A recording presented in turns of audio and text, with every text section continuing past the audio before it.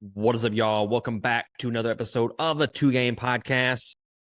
We are back with our part 2 of our deep dive series into the Lord of the Rings extended edition, the entire trilogy. This is part 2 where we are diving into the Two Towers. If you have not watched our review / deep dive into Fellowship of the Ring, highly recommend you pause this. And then, if I remember, I'm going to put the video somewhere here-ish for you to click on. Probably going to forget, not going to lie. Otherwise, you can just search for it in our playlist, our deep dive playlist as well. But continuing what we left off from Fellowship of the Ring, I have with me Creston Johnson. Hello, sir. Hello, sirs. Sorry. I was going to say something, but I didn't want to have to edit that out. Go with it, sir. I'm going to be a good boy on this one. We also have Nick Ziegler. Howdy. And then, like I said, the same crew from Fellowship of the Ring. Really loved that deep dive into that first movie. And like I said for the first episode, this is our first deep dive into an actual movie. We have done The Last Ronin. We have also done a couple of video games on top of that. So first time that we're actually diving into a trilogy or a movie or anything like that. So as per the normal with our deep dives, we're going to give you our overall impressions of the movie. And then we're going to jump into a few fun facts. And then we will recap / review the Two Towers. We'll start off from the very beginning. And then I'll just go through the entire storyline. I have my notes wrote down in between the little story tidbits to kind of take a break and kind of talk about specific scenes. And if Nick or Creston, if you feel like you need to stop and mention something, by all means, just let me know. But yeah, I am super excited to talk about the Two Towers, mainly because no future spoilers.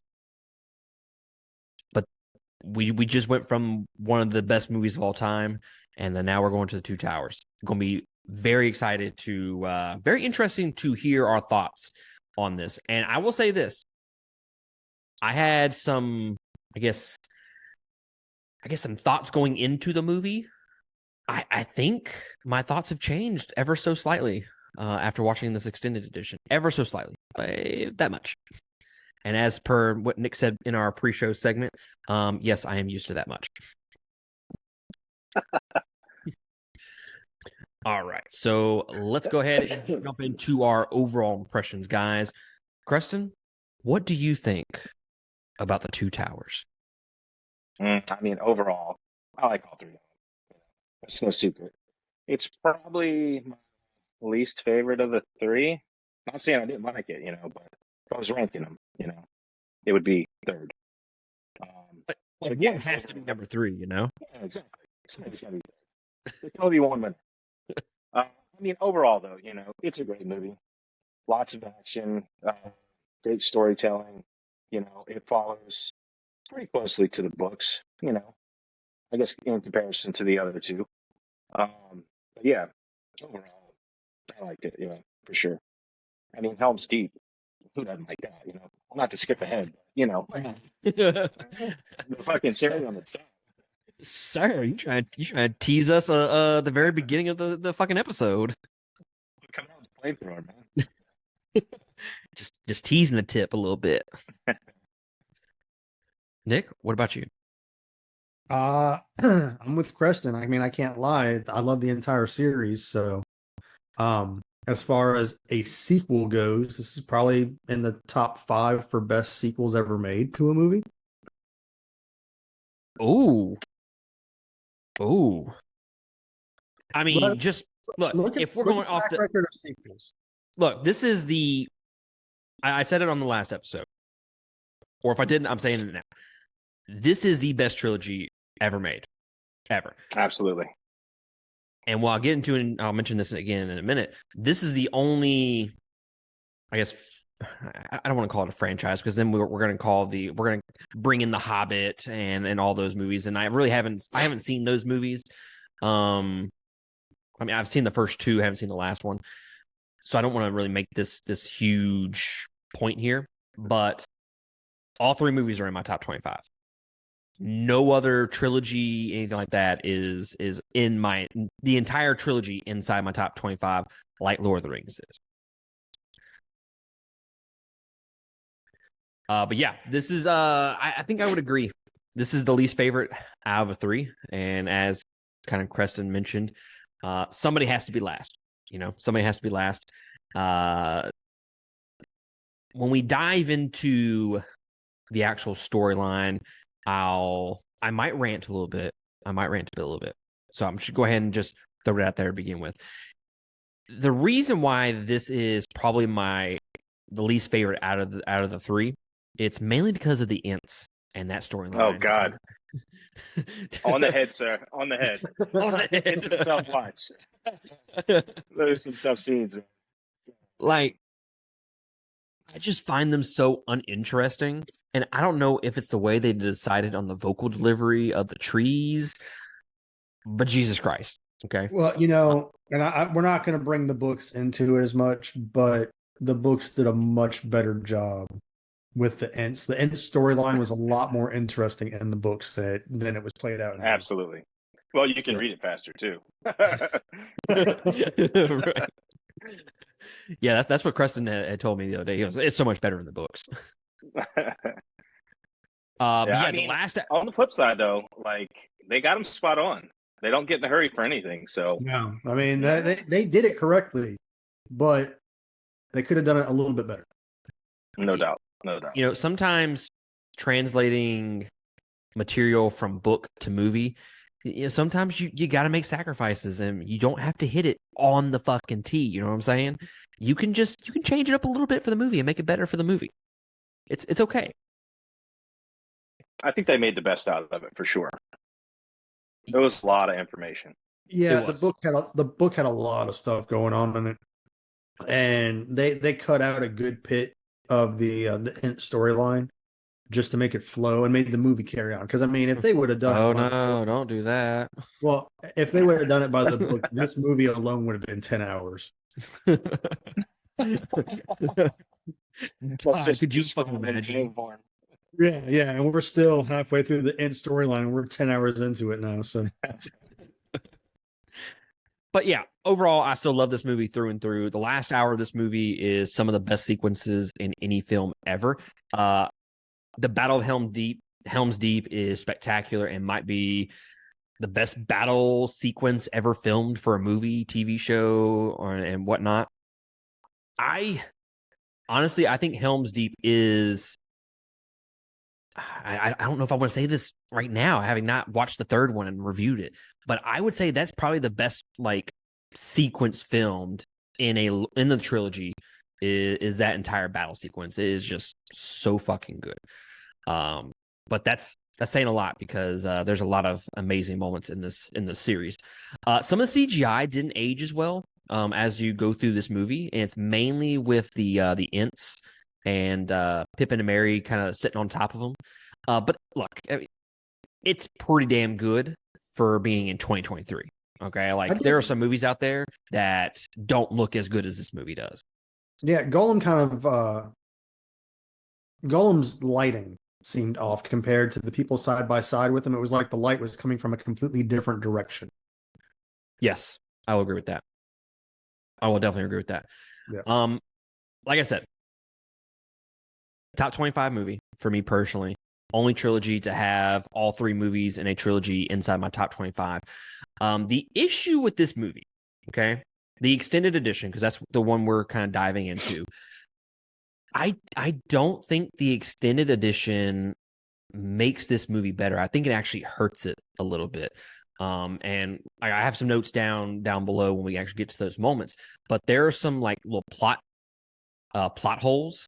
One big one towards the very end of the movie, and then they obviously add more Ent stuff, and that's not a good thing in my opinion.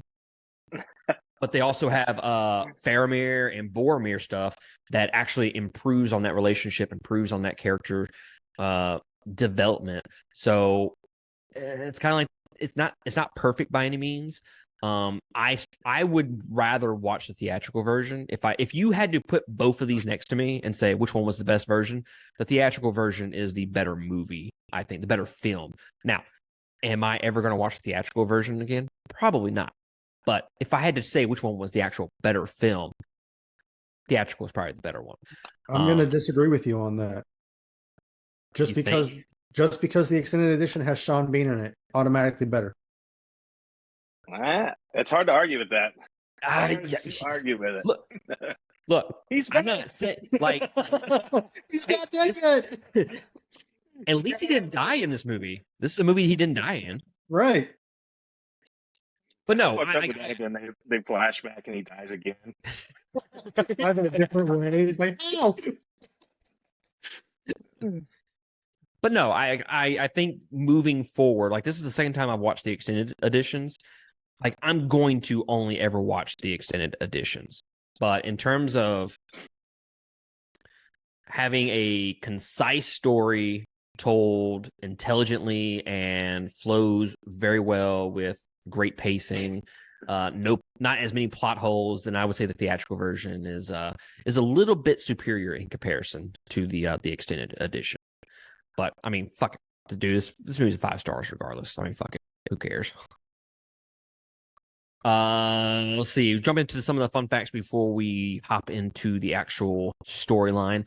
This movie is directed again by Peter Jackson, who directed the Hobbit trilogy, King Kong, The Lovely Bones, and The Frighteners. This movie had a budget of $94 million, and it grossed $948.9 million. I'm very curious to know what Return of the King will have grossed. What was that compared to to Fellowship? I can't remember. Let's see here. $898. So $50 million more. What was the budget? Pretty much the same. This one had $1 million more. Okay. So yeah, I'm curious to know, because a lot of people say, "Oh, it's a second movie. I'll just wait for the third one to come out, and we'll just waste our money that way." That doesn't make any sense when people say it like that. But I'm curious to know how many people flooded the theater for the third one in comparison to the first two. It stars Elijah Wood, Ian McKellen, Orlando Bloom, Viggo Mortensen. The theatrical version has a runtime of 2 hours and 59 minutes, while the extended edition has 3 hours and 55 minutes. And it's an extra 45 minutes of actual film. So I think there's like 10 minutes of credits on this. And it was released. We're coming up on the 21-year anniversary, guys, of this fucking movie.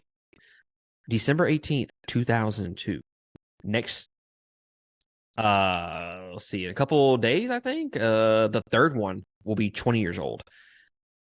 Motherfucker, man, we're getting old. No, I was about to say, we'll be recording right around the third one's anniversary. Yep.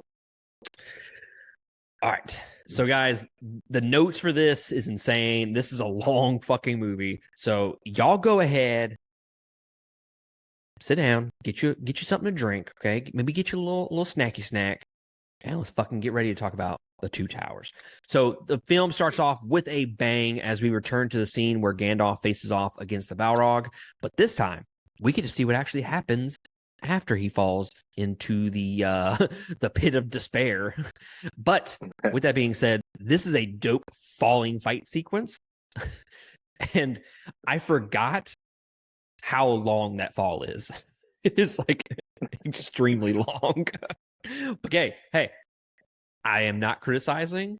I'm just acknowledging how long of a fall that is. Which, by the way, it pans out after he's like where the water's underneath, and it pans out, and it's just like the slow, and you just see the hole and fire and water beneath. That really puts it in perspective for sure. I really dig the cinematic nature of that scene as they fall, and like you mentioned, the whole cave system opens up, and the camera kind of zooms all the way out as they're falling. The score to match that scene, fucking phenomenal. By the way, I mean the whole damn score is amazing. Well, and to bring back the most heart-wrenching part of the first movie, and you get thrown right back into it at the beginning of the second movie. Why are you making me relive this? I just got over it. Right. But one thing that I will say, this is kind of jumping ahead a little bit, guys, so I'm not going to spend too much time on this. But when, you know what? I can't do it. Future spoilers. I will come back to that thought. Okay? Future spoilers. Way to blue ball me. Right. All right. So, hey, I'm about teasing the tip, guys. Like that's how you build. That's how you build people to keep watching your content. Just tease it. All right, so Frodo wakes up. Frodo and Sam journey alone, but do not know the way to Mordor. They need a guide, someone who has been there before. The ring is getting heavier for Frodo to carry. It is having its evil effects on the little hobbit. They journey on, but Frodo realizes Gollum is in pursuit.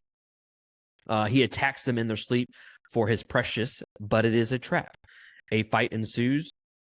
Gollum nearly kills Sam, but Sting saves the day. They enslave Gollum and ask him to guide them to Mordor. Side note, for someone that is trying to steal something, especially a ring that is like highly sought after, you think you would be a little more quiet as you sneak up on them. I mean, the dude is practically yelling all the way down this fucking cliff. I mean, not the smartest thing, not the smartest plan. I'm not judging by any means, but I'm just saying maybe not the best thing he could have done going down this fucking mountain. He's like, my precious motherfuckers. So Aragorn and the remaining fellowship, Gimli and Legolas, are behind the Uruk-hai, who smell them and increase their pace. Rohan is home to the horse lords. Something evil brews there, Legolas remarks. Merry and Pippin are being taken to Isengard. Saruman sends the rebels, the wild men of Rohan, to regain their home in the Horselands. It begins, Rohan, Saruman remarks. Theodred, the son of Theoden, the king of Rohan, dies due to illness. Eowyn, his sister, only has the support of cousin Eomer, son of Eomund. The king of Rohan is ruled by a dark witch, Grima, installed there by Saruman himself. He has no will of his own. He orders not to attack and defend Rohan. The city will fall. Eomer and the men loyal to him are banished by Grima in retaliation for their infidelity. The orcs and Uruk-hai stop for a breather, and Eomer's company ambushes them. They kill all the orcs. King Theoden recognizes no one. He has lost control of himself and is in a deep slumber. Grima's spell has cast an ugly and unfortunate old age on him. By the way, I did not write any of this, so if it sounds weird and cheesy, not for me, guys. Okay, not for me. Eomer reveals he and his company have been banished to the Fellowship. They reveal they left none alive, but do not know about the hobbits. They might be dead. Who knows? Legolas finds one of the wee belts of Pippin in the pile of burning bodies. Aragorn kicks on an iron helmet in frustration. Now, a little fun fact for y'all out there. This is the scene where Viggo Mortensen, who plays Aragorn, broke his foot as he didn't know the helmet was made of real iron. He still went through with the scene, and the grimace you see is actually real. So when he screams out loud, yes, he is acting, but he is actually being for real. That hurt. So Aragorn notices the hobbits crawling. He follows the trail to deduce they're still alive. The tracks lead into Fangorn Forest. A flashback shows that they climbed upon trees to escape the orc chasing them. Then suddenly a tree comes alive and kills it. It reveals that it is an ent called Treebeard, and this is where the bullshit starts. An ent is a shepherd of the trees, he reveals. Merry and Pippin reveal they're hobbits, but Treebeard hasn't heard of them before. He is angry at the orcs for destroying the forest. He throws them in front of the white wizard Saruman, and their fate is all but written. Gollum leads them through the swamps, a way the orcs don't know of. The dead marshes have faces of death beneath the water. They're from the war ages ago, Gollum tells them. Frodo falls into the waters and is almost capsized by the ghost, but Gollum saves them, and they're closer than ever to Mordor. So I do want to stop for just a second. and let's talk about some lore and shit like that. I've always wondered this. So, do all of the dead people cause like a trance on Frodo to make him fall face first in the water? I mean, do y'all know any like extra details on this particular aspect of the story in regards to like the book? Creston, you're reading the book right now. Are you there yet? Because that was months ago for me, and I can't remember. I don't think it's specific, as far as if it's the actual dead in there that are calling to him, or if it's the power of the ring influencing him. Maybe a combination of both. So is it kind of like when Isildur got betrayed, you know, the ring abandoned him and whatnot? Is this like the ring just trying to abandon Frodo and just trying to trance him into drowning in this fucking water? Right. Okay. All right. I've always been curious like that. I'm like, such a random thing to happen in the movie that they don't really explain a whole lot. So I was just curious. In the night, Frodo caresses the ring as Gollum babbles about his obsession with it. And babbles is pretty spot on for what he fucking does with it. Then Frodo calls him Smeagol, his real name. Suddenly, the ring wraiths appear behind them. Wraiths on wings, proclaims Smeagol. But they hide successfully, owing to Gollum's quick thinking. They call out for the ring, and it suffocates Frodo for a while, but Sam helps him bear the pain. Ring wraiths on fell beasts, fucking dope. I said it last episode. I'm gonna reiterate it on this episode. I still prefer the horses. This guy here. The horses definitely have a certain pizzazz, but those fell beasts, whew, those things are nasty, man. Okay. I will play devil's advocate here. I think the cooler of the two is definitely him riding the fell beast. Okay. But if you know, with the first movie, that whole sequence where they're riding and trying to escape the ring wraiths all together, and they go to meet Strider and whatnot, that whole sequence has like a horror-esque feel to it. Them on horses feels more horror-esque to me rather than them being on fell beasts. More menacing. More menacing. That yeah. That's probably the best way to say it. Motherfucker. Do you know where they got the horses from? From their horse mothers? Is this a trick question? Rohan. From the Horse Lords. Yep, from the Horse Lords. They went Look at that. Look at that. No, I did not know that. So Legolas, Aragorn, and Gimli cross over into the forest to look for the hobbits. Legolas says the White Wizard approaches them, but it is Gandalf, not Saruman. He came back from the ruins to complete his task. He defeated the Balrog, but it is not Gandalf the Grey who has come back. It is Gandalf the White who was reborn in Grey's body and has been sent to complete his mission. They must ride to Edoras. Probably fucking saying that wrong. At all speeds is what it says. So did you notice whenever the White Wizard showed up, his voice? Yes, I haven't heard about that. Started off. Oh, did you? Okay, I'll let you go with it then. Yeah, I love how they dubbed Sir Christopher Lee's voice over Ian McKellen's to make you think it was actually Saruman. That was a nice touch. They kind of waved back and forth, like he'd say a few things, and then yeah. So we're gonna take a break for just a second, okay? Because one, we gotta talk about some lore, and then two, I gotta talk about the scene at the very beginning of the movie that I said I would get back to in just a few minutes. Okay. So he's falling down this cave, right, with the Balrog, and he's fighting him. Dope fucking scene, right? And it goes into the open area with a bunch of water and shit like that, right? Now, where they originally were when he originally fell down, they were inside like kind of a mountain-esque area, right? They were at the base of the mountain, in the middle of it, yes. Okay. So he's falling and falling and falling and falling. And then makes it to this open area with all the water, right? But when he recounts that point in time when he's fighting the Balrog, they end up on a mountain. Yes. So do y'all know anything about that? Like, it throws me off a little bit. I'm like, but you were inside a mountain and you fell down into a cave. How did you that battle was a lot longer. That battle takes place, what? It's a week-long battle? It's a long time. Yeah, no, they fight for like 7 days or something like that. And at some point, Gandalf gets the upper hand. So the Balrog runs up a flight of stairs to try and get away from him and makes it all the way up to the top of the mountain, which is where they finish the battle at.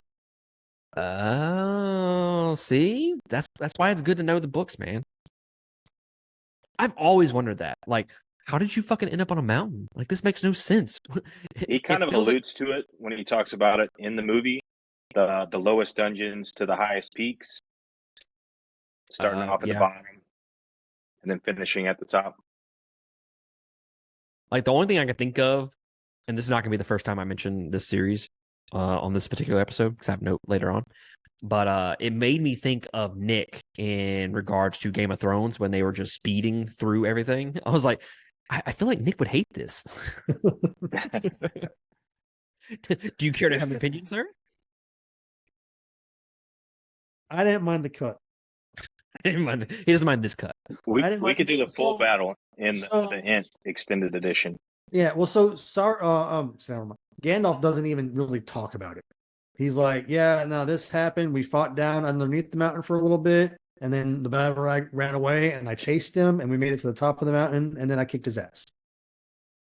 That pretty much sums up what Gandalf said. So, I mean, they didn't really need. There was no, I did this on the staircase, and he did this. It was just, we started down there. He ran away. I chased him up a flight of stairs. We need the Snyder cut of this. Really, once the Balrog started fleeing, Gandalf was like riding on his back, and the Balrog knew the secret passage to get up to the top, but Gandalf actually didn't. So he was riding on his back as he was fleeing away from him. How dope would that image be, sir? If we saw him riding the back of him, that'd be fucking awesome. Absolutely. All right. So the other aspect of this that I'm curious about. Okay. So he comes back from he was Gandalf the Grey. Now he's Gandalf the White. Okay. Mm-hmm. What's the lore behind him coming back? But like he's Gandalf, but he's not Gandalf. So he's like someone completely different. So wizards can't die, or they die, but they don't die. So his body died, but his spirit stays alive. His spirit traveled back to Valinor, where Iluvatar reincarnates him with a power-up. Oh, see? That's nice. See, basically, he came back as Saruman. He says, I am Saruman, or as he should have been, whenever he comes back. So, like the reincarnation of Saruman as he should have been. So technically, he's Saruman. He's not really Gandalf. Well, he's still the spirit of Gandalf. He's just who Saruman should have been, because Saruman was sent as the leader of the wizards, and so all the wizards are Maiar. When they get sent to Middle Earth, they are the Istari, which are wizards. But they're not at 100% power level.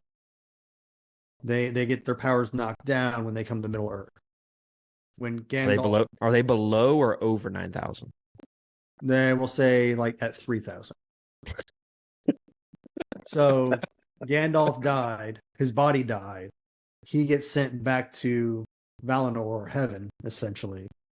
And then Iluvatar reincarnated him back to Middle Earth, and then gave him a power boost and opened up his available power to say, let's say he's now at 9,000. He's over 9,000. So he is almost at his full strength as a Maiar, now on Middle Earth as an Istari. Got it. Actually, I would have preferred them to dive deeper into that more than the Ents aspect of the storyline with the extended edition. That's more of the that's not Lord of the Rings. That's Silmarillion and all that stuff. Oh, Where they talk we still, about we still could pull from it a little bit. some stuff. Yeah. Still would have been badass though. Yeah. Let's see where I'm at in my notes. Gandalf calls his horse Shadowfax.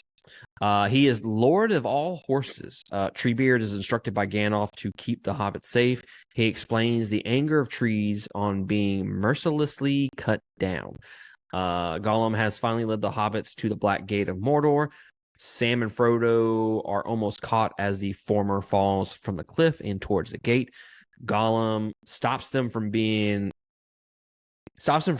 through the gate and speaks of another way to go into Mordor, steps and then a tunnel. So there are some scenes here in the extended edition involving Merry, Pippin, and Treebeard. Here's the thing, and I've already mentioned this. The Ents are the weakest aspect of the entire trilogy by far, okay? And the extended edition gives you more of that bullshit. So it doesn't help it whatsoever in terms of giving you more scenes for an extended edition. Again, I recognize it. I know y'all say the book is better, and it could be a potentially solid subplot to the series. And I have no issues watching it. Like, I'm not over here like skipping the fucking scenes or anything like that. But it's definitely my least favorite part of the trilogy by a long shot. Not even fucking close. They really don't add anything to the progression of the story, really. I mean, I get that. Right. They had that 10-minute battle where they just mopped up Isengard. But I mean, Yes. even what they added from the extended edition, like you hear about the Entwives, but they don't go into the Oh yeah. and then they add that scene with the tree, the tree roots trying to eat them, which didn't even take place in this book. That happened in Fellowship in the Barrowwoods with a different forest. And I don't want. That's how they met Tom Bombadil in the Fellowship, was the roots trying to eat Merry and Pippin. The old willow. Yep. Yeah. So I'm going to mention it next episode. So I don't want to do future spoilers. One of my other least favorite moments in the entire trilogy happens in the third movie. But over the last couple of years, because I watch this every single year, right around the same time, it has grown on me, actually, and it actually got better with the extended edition. So I will mention that for the third episode. Again, tease the tip just a little bit. I do wish they would have added some more discussion from Gandalf about Shadowfax. Yeah, like So the movie kind of makes it sound like he's like the White Wizard's horse.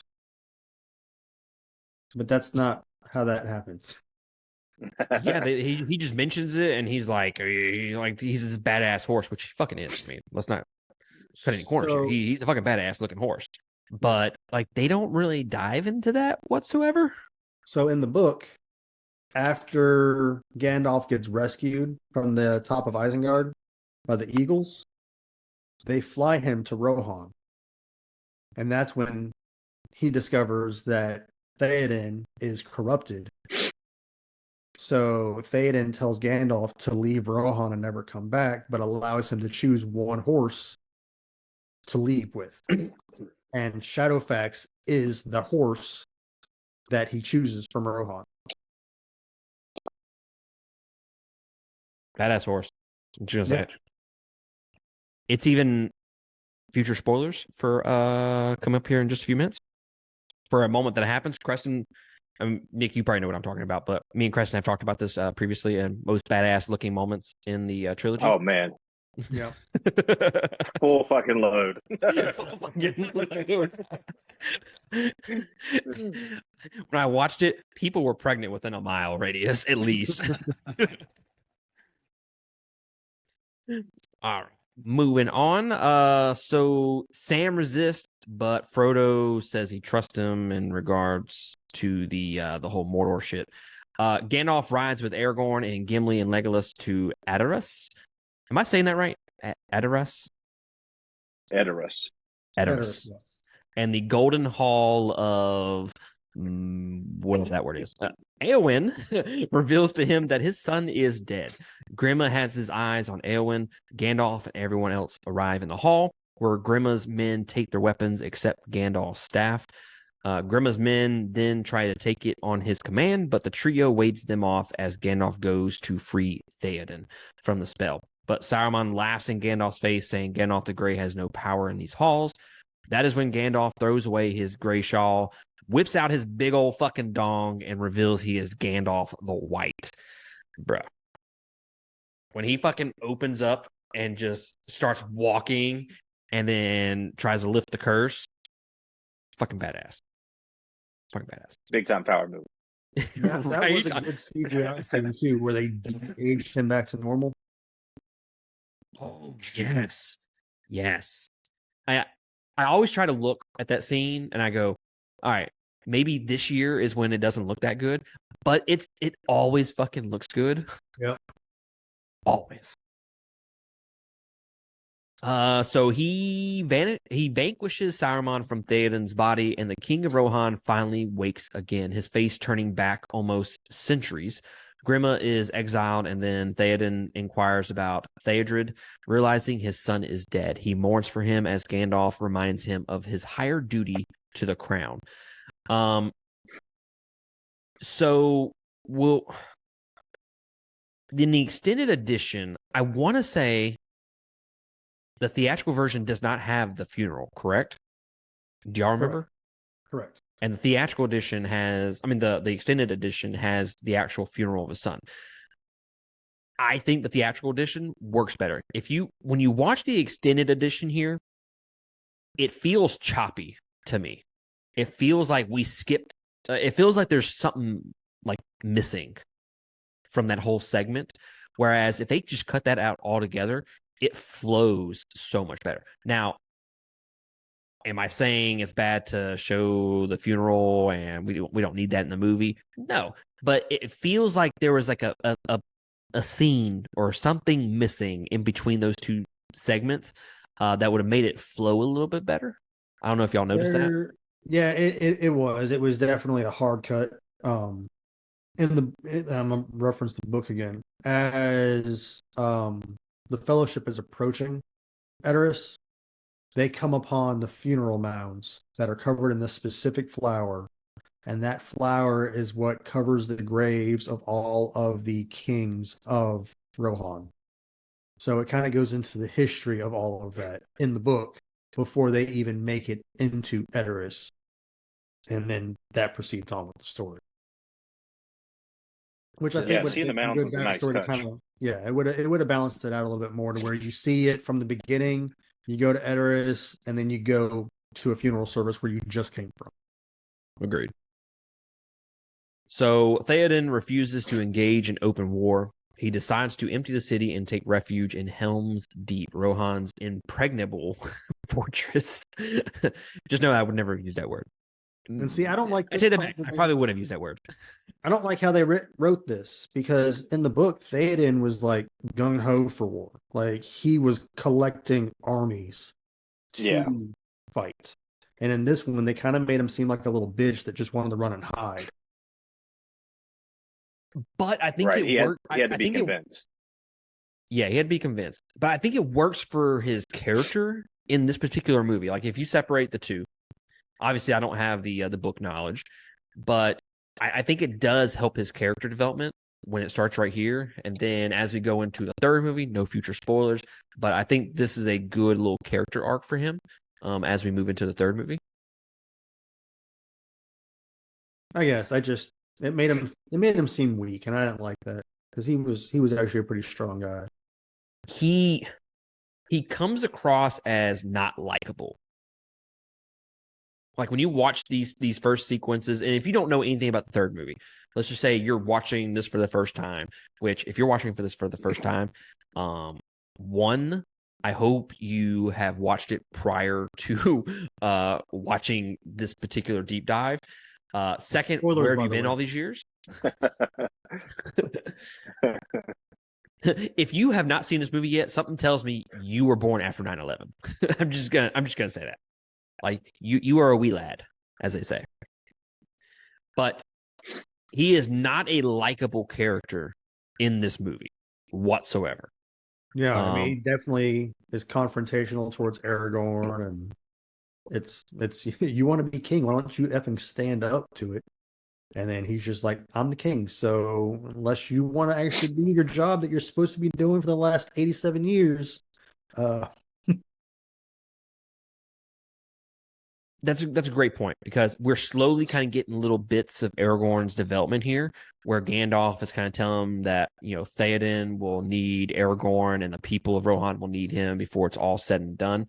It's already laying those breadcrumbs. Like, Aragorn, you're gonna have to whip out your dick, man, and you're gonna fucking accept your destiny, and whether you want to or not, and you're gonna have to fucking lay it on these people's, right the fuck there, and you're gonna have to take up that mantle. So we're kind of slowly getting those little tidbits of development towards him kind of taking that mantle. And while we're on the subject, I think Aragorn, like, I know the next movie is called Return of the King. This particular movie, I think he does a lot of legwork in this movie, and I think Viggo Mortensen did a great job of acting in this. I mean, he did a great job in all three, but he was an all-star in this movie. Like, he was definitely one of the better characters written for this particular movie, and I'm biased because I love the character anyways, but I think Aragorn's character in this movie is really what skyrockets him up as one of the best characters in the trilogy. he was definitely a main character in this movie. I mean, like, he's technically a main character in all three of them, but he was one of two main characters in this movie alone. Yeah, it was like they focused on him a lot more in this movie. The next movie, he's not like, he's a main, but he's not a big focus. They got a lot of other characters going on in the next movie, and he's just a part of it. Oh shit. I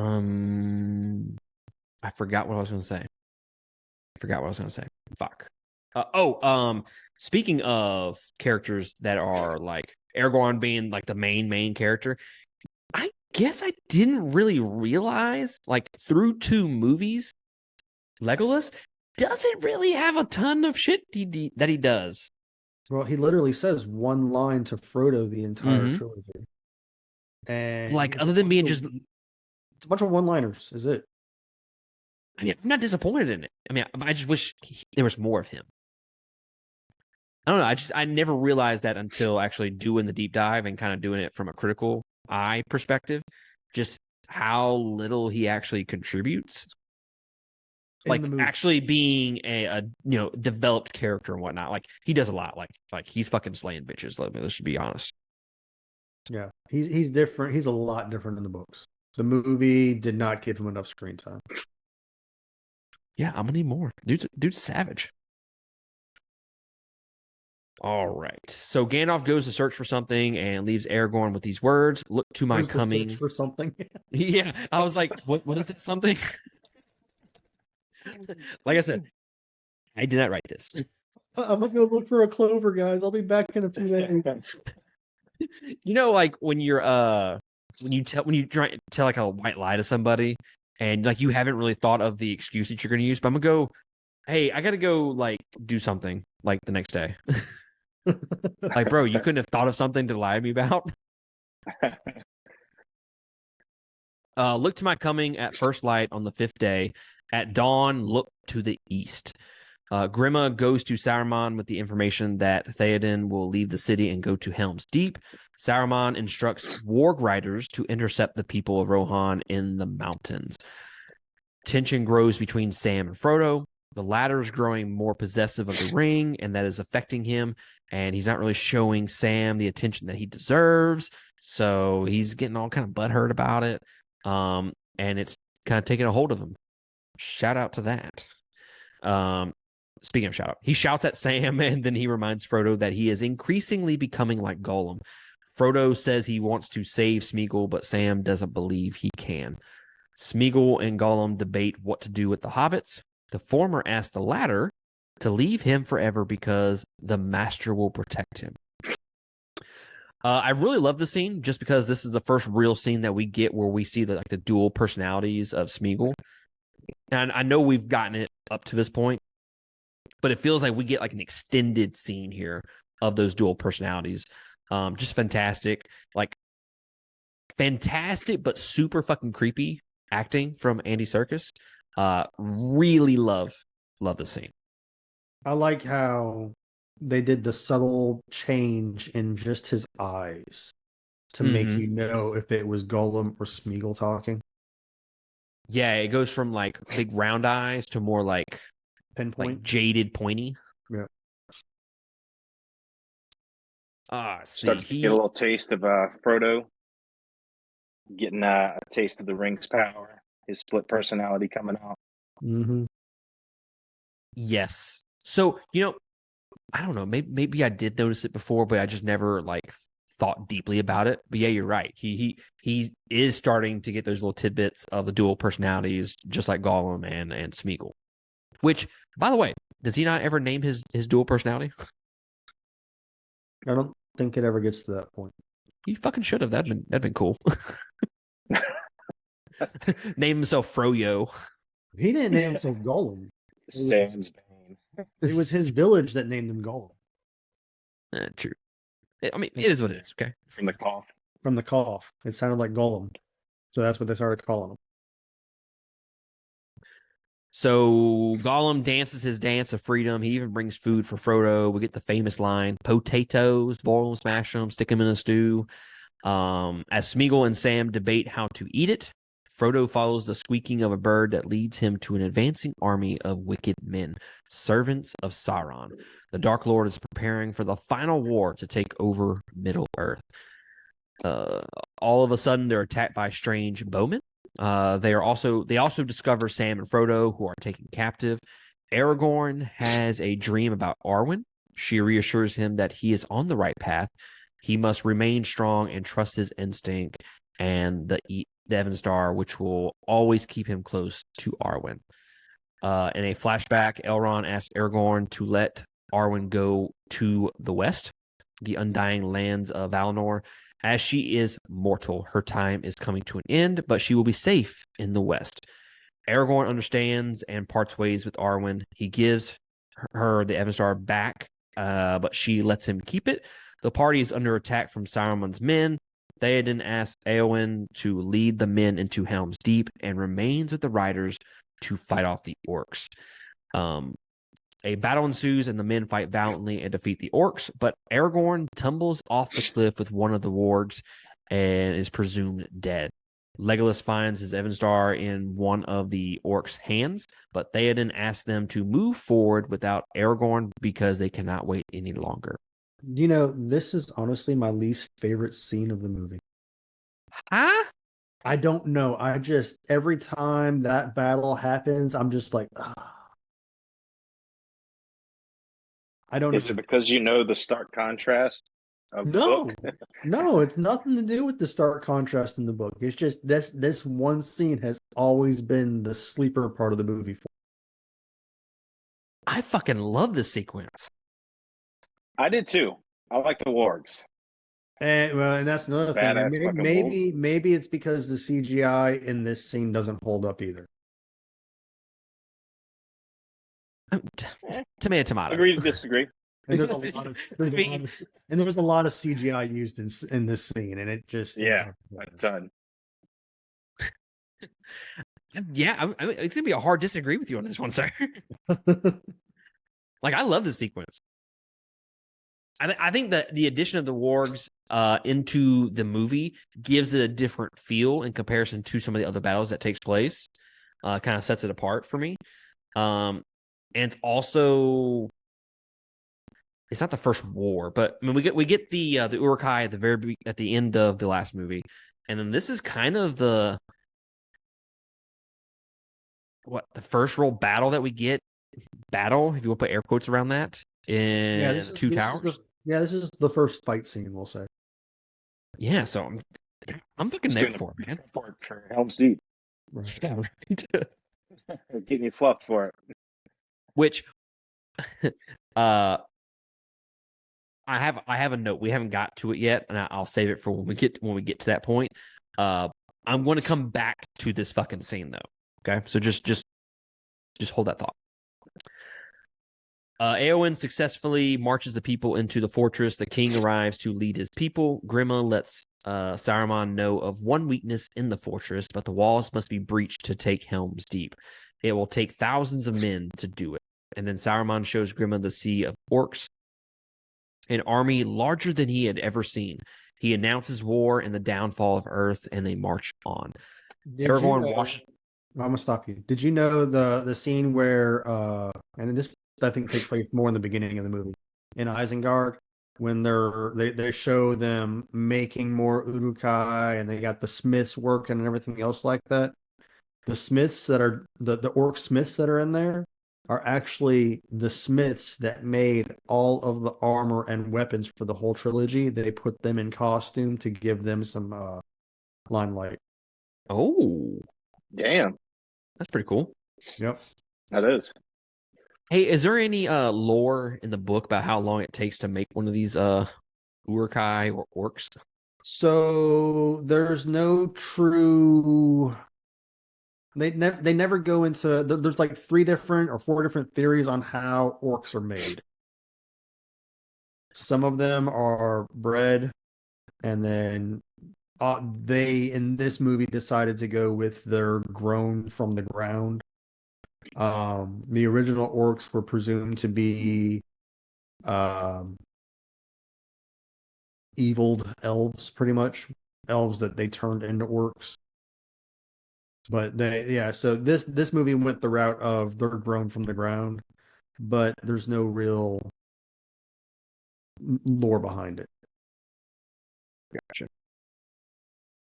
Let's see where I'm at. Aragorn washes ashore and is found by the horse Brego. The horse carries him to the fortress. Elrond says to Arwen that the last ship for Valinor is leaving, but she says there's still hope and she will wait for Aragorn. Elrond dissuades her from staying and predicts Aragorn's death soon enough. The Elvish Lord is gifted with the power of foresight and can look into the future. Arwen is unmoved by this. There's no breaking her will. Eventually, though, the heart of the daughter melts with her father's tears. Galadriel warns Elrond that Rohan will be under attack.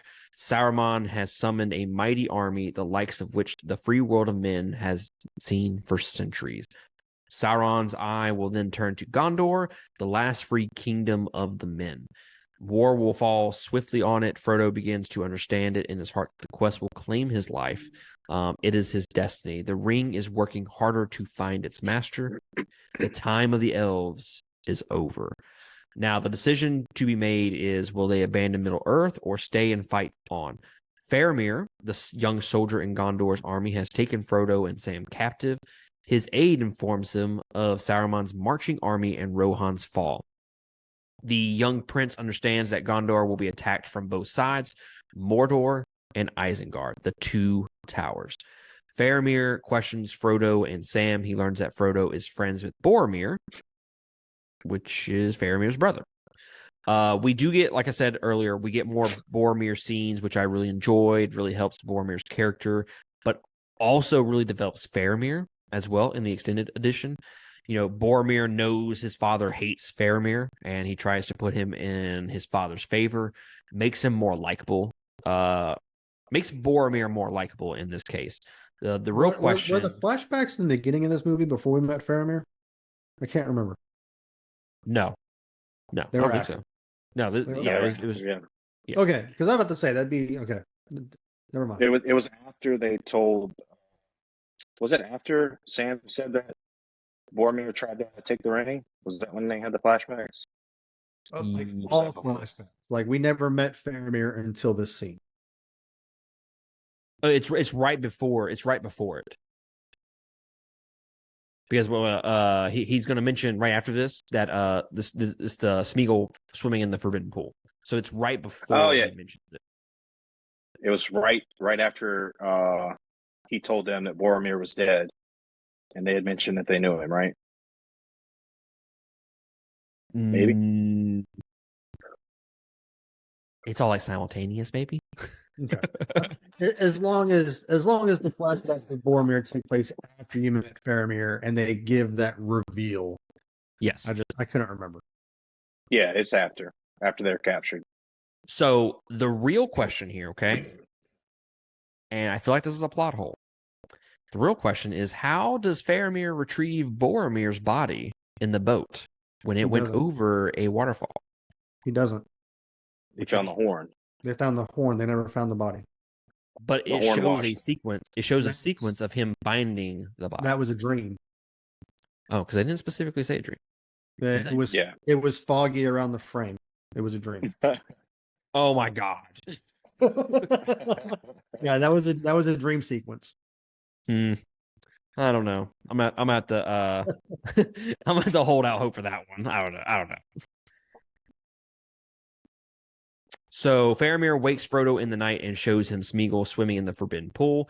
Entry into it warrants the death penalty. Frodo finally confesses that the creature is bound to him, and he is Smeagol, which he earlier denied. Faramir allows Frodo to go to Smeagol, but takes him captive against Frodo's wishes. And suddenly Gollum reappears, taking advantage of Smeagol's vulnerability and turning him against Frodo. Gollum then takes over, firmly in control of the body. He tells Faramir about the ring, and that is when Sam reveals their true mission. Let's see here. I'm gonna fucking say this wrong. Osgiliath? Osgiliath. Osgiliath. Okay, I got it fucking misspelled right here. Osgiliath. Gondor's frontier to the north is under attack and asks for their help. Informs Faramir's aid. Faramir decides that the ring will go to Gondor. Aragorn, now fully conscious yet still wounded, rides towards Helm's Deep after spotting the advancing orc factions.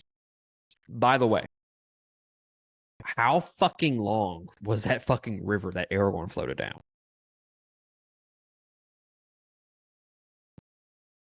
There's a lot of silence.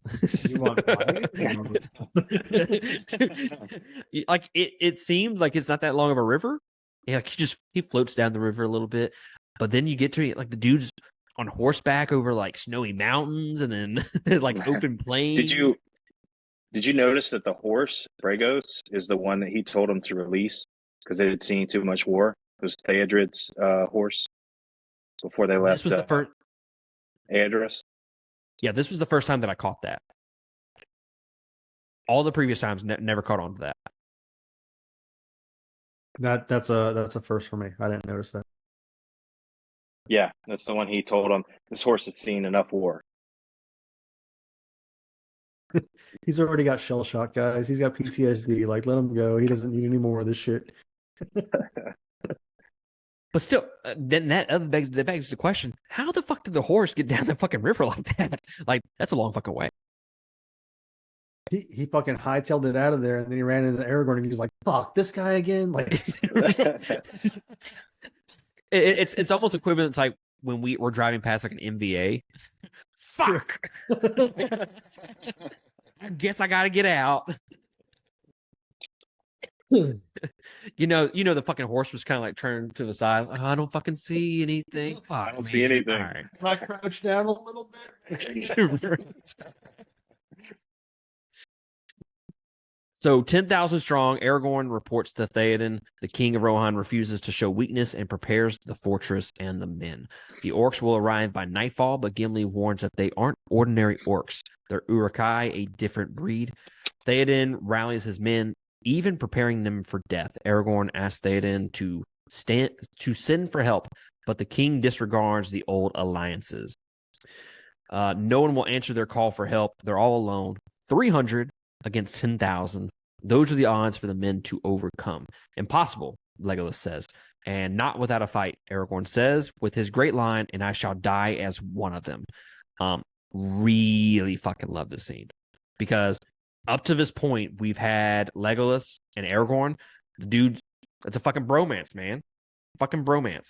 And this is the first time that we get some conflict between the two. And they even have like a little bro hug later on, which is nice. The sound of a horn snatches away the men at Helm's Deep from the dread of the incoming enemy. Reinforcements have arrived from Rivendell. Elrond has kept the word between men and elves. It is time for the final showdown. Around the neck and beneath the arms is a signal from Legolas to his fellow flock of bowmen. The first arrows are shot, and so it begins. You know what's funny? What? There are no elves in this battle in the book. No, there's not? No. No. You don't see any more elves in the entire series except for Elrond's two twin sons. That's it. Wait, I vaguely remember you saying something about that. Yep. Like previously. You're like, Yeah, no. man, the movies have elves all day long in it, but the books barely have them in it. Yeah, no. The Elrond sends his two sons to help out, and aside from that, it's just Legolas is the only elf out there. Interesting. And in the book, Elrond's sons aren't in this battle. That's later on. So it's strictly Legolas out there. Everybody else is a guy, and then you got Gimli as a dwarf. That's it. Mm-hmm. It was a nice touch for the movie, though. Absolutely. Absolutely. You know, they filmed 20 hours worth of footage to use 40 minutes for a battle. That's a long time. Was legitimately just about to say that. Yeah. 20 hours of footage shot over a 4-month period with the rain machine battering down on the cast the entire time. How many gallons are we talking about here? Oh, it's gallons, sir. It's copious. Wait, what are we talking about? Yeah, the water, the rain machine. Yeah. Oh, yeah. That's what I was talking about. So I love the aesthetic and design of the battle. We'll talk about Helm's Deep for a second, okay? Love the aesthetic, the design of the battle, from it being like nighttime and then raining, and just like the overall choreography, practical effects, and then the set design is just impeccable. I think nowadays raining during a fight sequence is kind of cliche.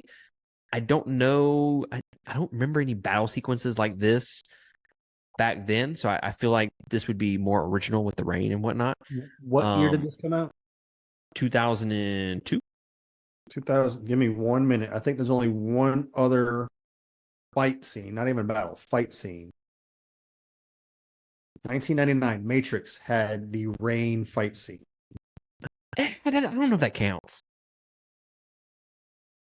Completely different, though. That's the only. It is. It's a one-on-one kind of thing, but that's the only thing that even comes close. To my memory, it's just the Matrix one-on-one fight scene in the rain versus this massive war scene in the rain. So nowadays, it's like every fucking fight scene has rain in it. Right. Or it's dark. Which, by the way, imagine.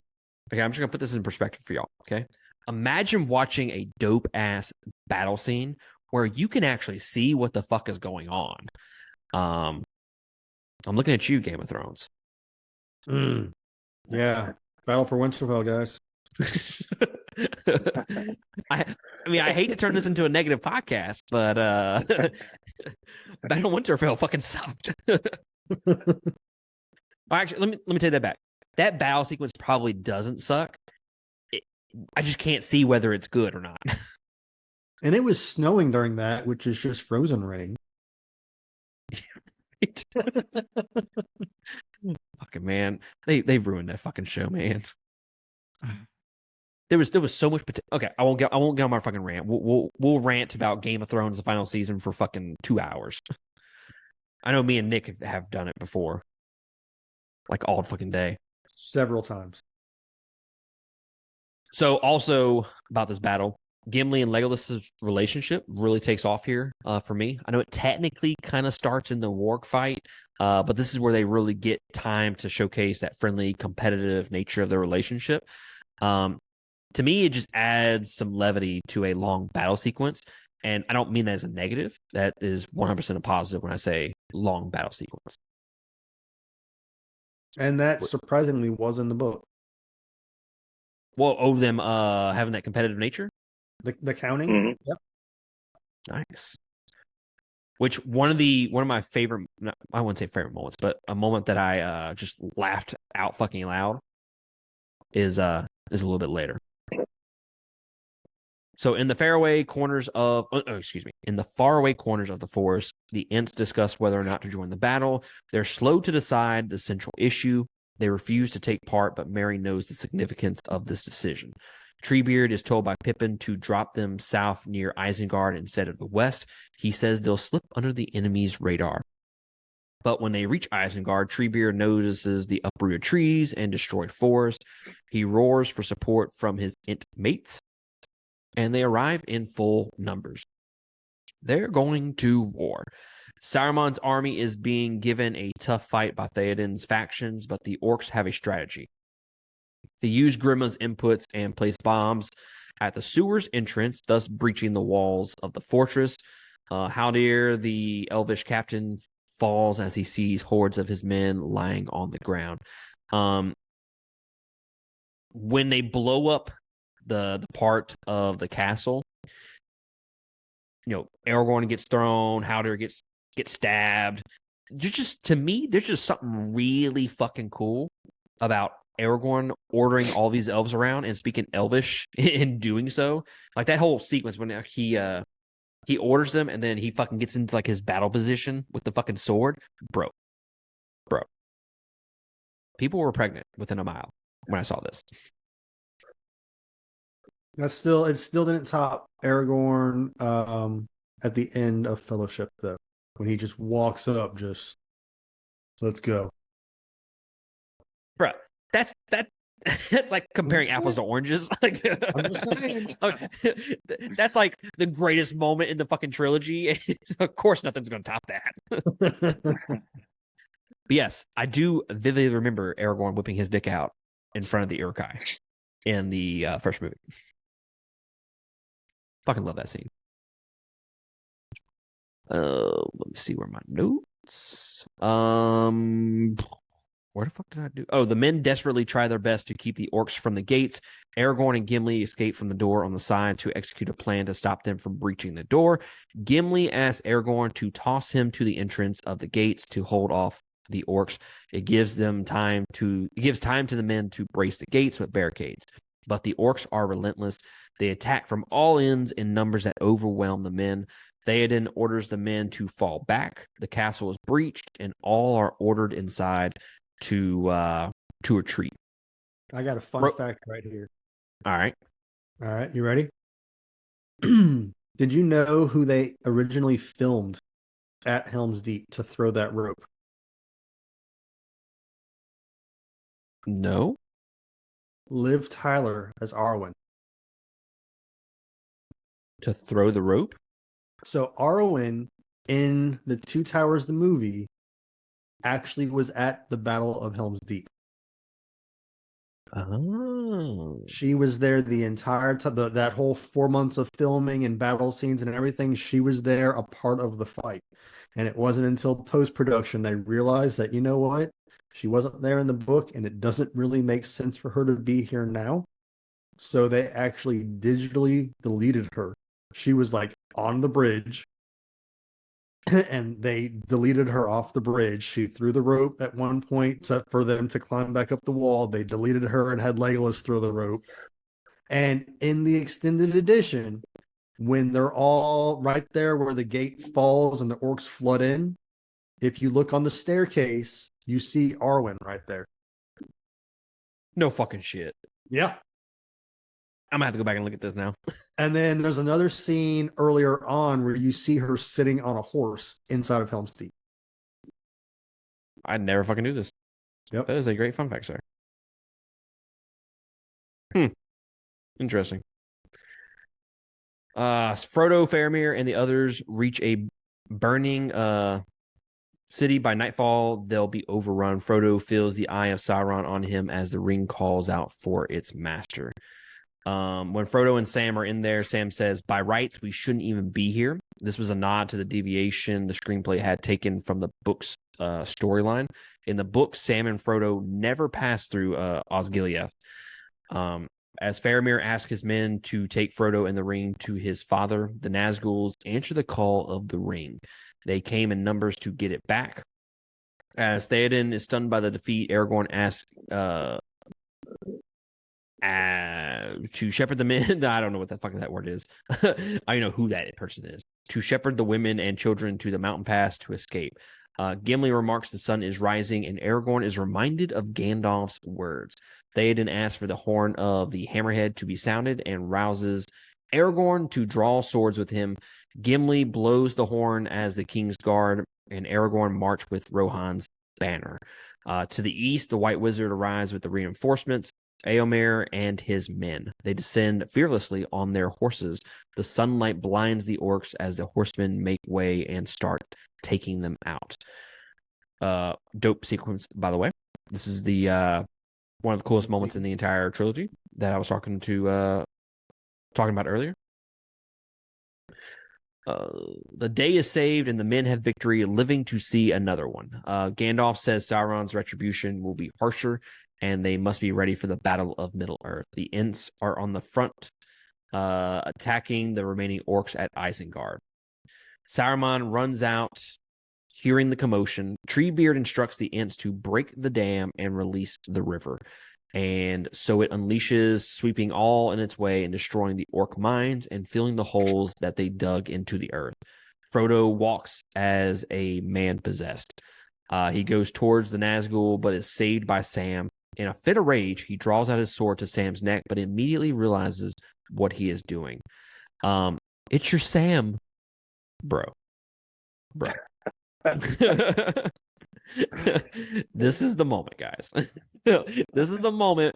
We all know it was a long journey, okay? It was a little lonely journey. I'm not knocking. Cold okay? nights, man. Cold nights. Preston, did I ever send you that video? Did I send you the video yet from Clerks 2? No, I don't think so. All right, I'm doing it after this. All right, send me too. Yeah. But yeah, when he said, "It's your Sam," I'm like, like, whatever, man. Like, hey, no judgment. Also, the whole competition between Gimli and Legolas comes to a close with 43-42, and then Legolas shoots an arrow between Gimli's legs and kills an orc that was twitching. Bro, I legitimately laughed the fuck out loud on this one because Gimli is like, or Legolas is like, yeah, he was twitching, and Gimli is like, yeah, because my axe is buried into his nervous system. Just like, I can't remember. Was that the theatrical edition? I don't believe it was. I haven't seen the theatrical in so long, but I'm pretty sure it was not. Yeah, I think he shoots him between the legs, and that's when it cuts, if I'm not mistaken. I honestly, I can't remember. I can't remember either. So Sam asks Frodo to keep going for the sake of the good in the world. We get this long monologue from Sam. Even Smeagol is touched by his words. Faramir orders their release. Frodo and Sam once again embark on their journey to Mordor, now more determined than ever. Smeagol goes with them, but Gollum's hatred is too strong. He devises a plan to kill Sam and take the ring away from Frodo, but Smeagol says it is too risky, and suddenly it dawns upon him she could do it. And he emerges and feigns being loyal to Frodo. And that is kind of where that's where the movie ends. But I do want to point out something, and maybe I heard wrong, or maybe I'm mistaken about it. But there's a plot hole right here. And this is kind of why I think the theatrical edition works a little bit better. So Faramir actually points out in the extended edition that there is a terror above Minas Morgul, right? Yeah, Minas Morgul, yeah. So Frodo and Sam already have been warned about this, about the fucking spider. But Gollum makes it out like they know nothing about the terror. Yeah, that was definitely an editing error. Yeah. So he mentions it in the extended edition. In the theatrical edition, he never mentions it. Right. So it works better for the theatrical. So apparently it was clear to the writers from the beginning that the entire final sequence of the individual novel, Frodo and Sam's encounter with Shelob, which is the fucking spider, would be part of the third movie, not this one. Also, the confrontation with a defeated Saruman at Isengard was deemed to be too anticlimactic and was therefore moved to the third movie as well. This tactical move meant the battle for Helm's Deep became this movie's natural climax, which I don't know how y'all feel about that. I'm definitely okay with that because the whole Shelob thing with the third movie kind of gives it some tension and gives it a little bit more depth to me. Well, honestly, there wasn't enough for Frodo and Sam to do without Shelob. That's true. That's true. Because they really just walk. They're almost there. Right. And then in the movies, Christopher Lee was not even in the theatrical release of Return of the King.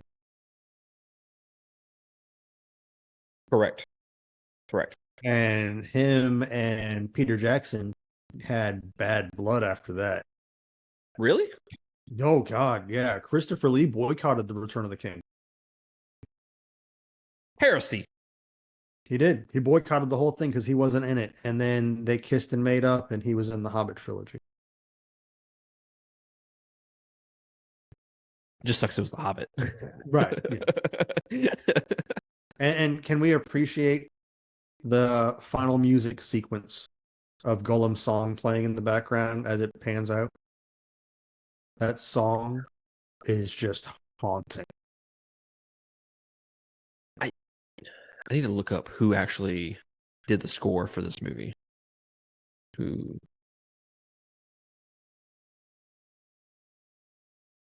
Howard Shore. So let's look this dude up and see his fucking movies. So he did all of the Lord of the Rings movies, the both trilogies of The Hobbit and Lord of the Rings. He did Eastern Promises, which I've actually mentioned that movie like twice in the last week, which is kind of weird. Crash, The Departed, Silence of the Lambs, Twilight. Ugh. Seven. So I mean, some decent movies on here that he's done the score of. I wouldn't say that I just absolutely love those fucking scores for all those movies. But did he do the score for Gollum's song, or I would assume so. I don't know. I know that. Or right, I'm not going to try and pronounce this name correctly, but it was sung by Emiliana Torini, supposed to be sung by Bjork. But it was sung by her. But it doesn't go into detail about who made the score for it. Emiliana Torini? Yes. Yes. So it was composed by that person. And yeah. So she did that, and then he did the rest of it. That's what it sounds like, yeah.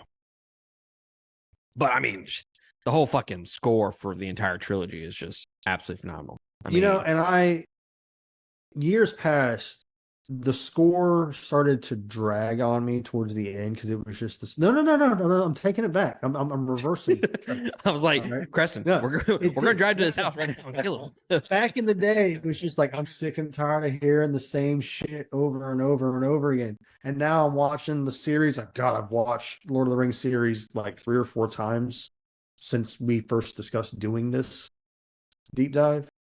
And not once have I been like, oh, it's that song again. They've changed it up enough throughout the whole trilogy that I'm just like, okay, they're keeping it fresh. I'm good with this. It's kind of like hearing the like Indiana Jones theme song. It's like, dude, just fuck my face with it, you know? Just do it. Like I'm perfectly here for it.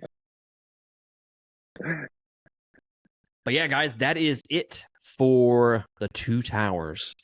Our next episode is obviously the Return of the King. I'm so ready to jump into that because I've seen the extended editions once before. This will be my second time. It's going to be interesting to talk about that movie. But before we close out the Two Towers, I just want to mention that this time around, I feel like I like the Two Towers more, even with the Ent stuff. Like the Ent stuff kind of dragged it down a little bit, but in terms of everything else in the movie, I feel like I liked it more than I did. I didn't know if that was possible, but like Helm's Deep, I mean, obviously that's like one of the best battle sequence of all time, right? So I don't know if I could have loved that even more, but looking at it from a reviewer standpoint, I actually like it more than I previously did, which again I didn't think was possible. And then some of the quieter moments in the movie definitely were improved for me this time around. The Ents did not drag me down as much this time as they have in the past. And I strategically left the room during those sequences. I don't know if it's because I read the book and I knew more of the story behind it or what, but I was more interested in the Ents this time around than I ever have been in the past. I may or may not have fast forwarded a little bit. He said, "Yeah, I'm not doing it again." I was legitimately 2 weeks ago. I was legitimately dreading watching the Ent scenes, and it wasn't as bad as I remember. It's definitely one of those things when I go to watch the trilogy every year, and I watch the first movie. First movie, obviously, top 3 all time for me. When I get to the Two Towers, it's like, oh, bruh, I got to get through the Two Towers to get to the Return of the King. And it's always the fucking Ent scenes that, like you said, just, do I have to watch this? But one thing about this review series that has made me very happy and proud as a father is Logan is now asking me, hey, are we going to watch Lord of the Rings tonight? You fucking bet your ass we are, motherfucker. Let's fucking go do it. Linus too, man. Linus has been digging some Lord of the Rings. So I told him he started watching the Two Towers with me. And I said, bro, this has like a fucking amazing fight sequence in it, a war sequence, and it's like the best of all time in any movie. And he's like, oh my God, yeah, right? I'm like, but you're gonna have to wait through like 3 hours because it takes 3 hours to get to it. So he fucking fell asleep like right before the warg sequence. So I was like, fuck, man. Like, look at my watch. I'm like, I really need to fucking finish this movie. But you know what? I'm not gonna do it to the man. I pushed pause and I came back the next day and I was like, let's fucking get through this movie, man. Let's back. I stay completely awake. forgot to mention though. Was it before the warg sequence? Whenever Eowyn tries to feed Aragorn that disgusting looking brain, The famous soup.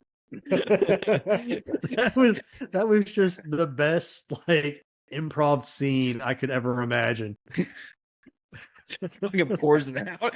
She fucking turns it. He's like, yeah. He takes a bite. He's like, yeah. I'm like, bro, that looks fucking disgusting. It looks like you put soggy bread, like you just dipped bread in there and just left it in there for hours. But yeah, I laughed at that scene. I don't remember ever laughing at that scene, but I did enjoy it more this time around. and that wasn't in the theatrical. Handing him the soup was, but the whole aspect of her turning and him pouring it out, I don't think that was in the theatrical. And they also in the theatrical never disclosed the fact that he's 87 years old. Correct. Well, guys, do y'all have anything else you want to say about the Two Towers before we peace on out of here? That's No, it. that only took an hour and a half this time, so It wasn't as bad as we Looking forward to the culmination. Oh, bruh. thought. And then the steep decline when we get to the hobbits. Hey, Look, easy. Me and Creston have already Let's just enjoy this edging while we can. Creston have already talked. We're like, dude, he's going to say some shit about the Hobbit, and I'm going to have to strike him. Rewatch them before you strike me. Well, he's going to have to. Well, wait, Creston wants to strike me from the Hobbit movies? Yeah, we were talking about the Hobbits. I was like, hey, we're going to do the Hobbits after this. And he said, yeah, but if he starts talking shit during the Hobbits, I'm going to have to slap him. I can't stand those movies. Oh, fuck, here we go, man. We might have to do that series in the same house. But then on the sides of each other. Hey, we'll tell him the wrong time for the recording. Guys, y'all said 7:00. Oh, dude, we fucking finished, man. I don't know what happened. Oh, we were going on Eastern time. But yeah, super excited for Return of the King. Again, I don't want to do future spoilers, but that's a top 25 movie of all time. I think it's in my top 10 if I'm not mistaken. If not, it should be. I'll have to look at my list again. But anyways, guys, we appreciate y'all joining us for the Two Towers. Again, if you want to support us, go to patreon.com/2game. All those links are down below. You can click on all that and send you to our social media accounts, to our merch. Any support would be greatly appreciated. But just clicking on this video, subscribing to us is good enough. So we appreciate y'all support watching us do this series and us talking about this trilogy that we all three fucking love. But with that, we're going to peace out of here. And we'll catch y'all next week for the Return of the King. Laters.